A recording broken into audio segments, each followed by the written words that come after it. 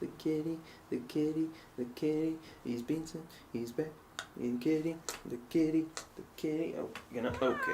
Hey, this is Matt O'Leary, and this is a review of Regina Spektor's new album, Remember Us to Life. Regina Spektor has written just some of my absolute all-time favorite songs that take me instantly to a very emotional place, like Some Days or Samson or Human of the Year. Although when I look back on her career as a whole, it's hard not to say her potential and raw talent seem to outweigh her body of work.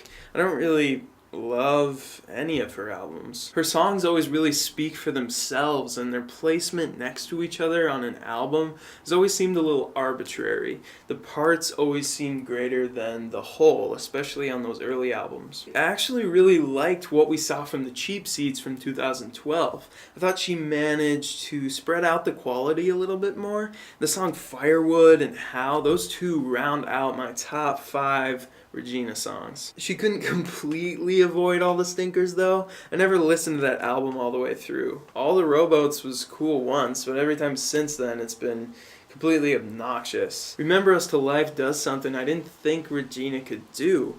It's her most consistent album by far. Bleeding Heart and Small Bills weren't singles that necessarily set the tone for what to expect on this album. Nothing else really sounds like them, especially with that pristine pop production. Bleeding Heart really pulled me in with its poignant narrative of someone sort of running away from emotional vulnerability, someone lonely and longing to express all the pain inside. Absolutely love the tenderness in Regina's voice on that bridge. She's getting up into the range of someone like Grimes, but without that anime candy coating. Small Bills, even with all its string accents and percussive variations, still feels a little bit sterile. It's dark and brooding and really sets a unique tone.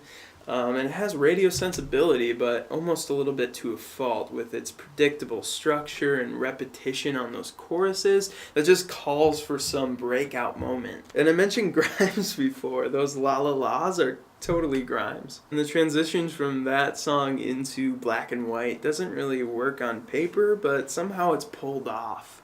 And Black and White, that is the melody you've been waiting for from Regina Spektor. It's absolutely beautiful. The second half of the album sees a number of powerful ballads that take a little bit more time, but with repeated listens will eventually click. Without the vocals, the song Obsolete would be an ambience completely enveloping in its own right.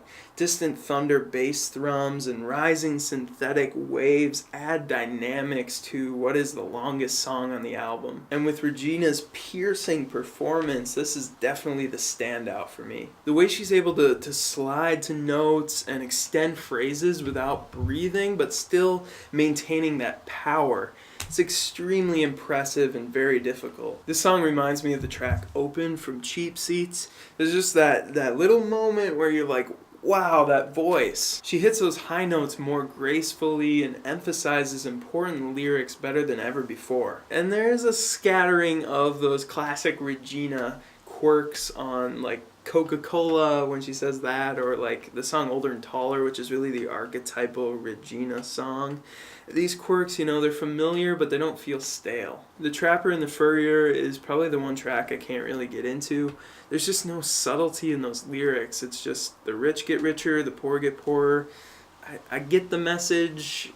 Is that it? I just think when metaphors are used in songs, it should take just a little bit of digging to kind of uncover.